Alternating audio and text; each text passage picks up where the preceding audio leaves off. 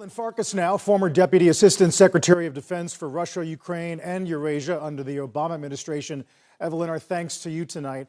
Your thoughts on whether or not we are truly headed to a new dark chapter, and does it change the calculus for what the West should be providing in the way of weapons?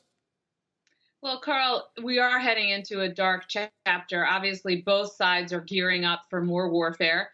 The Ukrainians obviously are interested in getting their civilians out of harm's way. The Russians are interested in killing more civilians as an act of revenge for their humiliation so far, and also, of course, as part of their effort to break the will of the Ukrainian people. What the West needs to do now is what we've been doing, but faster and harder: provide more assistance to the Ukrainians in the form of military assistance, help them protect the skies, the civilians, and also their military from Russian artillery.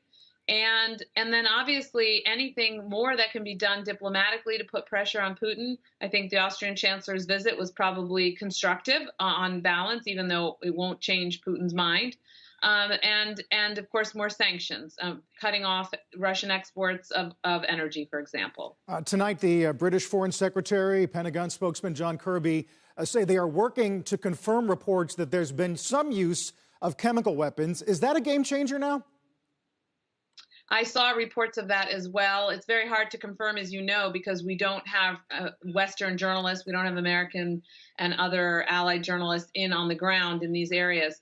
I do think it should be a game changer. Of course, Russia has already broken the taboo using chemical weapons in Syria, so it's not new. But we need to, the international community needs to stand up and do something if indeed chemical weapons were used. We know in the past, President Trump, when it happened on a significant scale, and we could track it back to Syrian military base, where Russians were, we bombed that base. So there are things that we can do to punish the Russians. You do a Google search for Ukraine, and look at how many searches are being done for that. It's diminished quite a bit. We're almost back to levels we saw prior to the invasion itself. How do you keep awareness and concern going around the world in support for that resistance?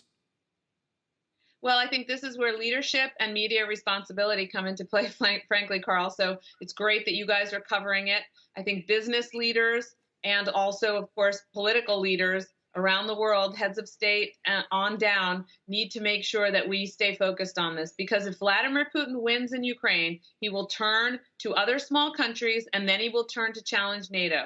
And he could bring down our entire international system, including our economic system, and nobody wants that. And by the way, one other quick thing, as we speak already now, the Ukrainians are worried that they've lost 70% of their grain harvest for next year. That will have huge implications globally. Finally, Evelyn, the president with Modi of India today, the Austrian chancellor meeting with Putin himself. What role does diplomacy play at this point? Well, I think you remind your friends where their bread should be buttered, what their strategic interests are. India gains nothing from buying cheap oil from Russia in the long run. They have to be looking over the horizon at China, which they do not have a good relationship with China. They actually fought a border war there in living memory. So, we need to remind the Indians. Also, the Indians should be looking at how the Russian military equipment is actually performing for them on the battlefield, which is pretty abysmally. And the Indians are a big consumer historically of Russian armaments. Evelyn Farkas tonight. Evelyn, thank you so much.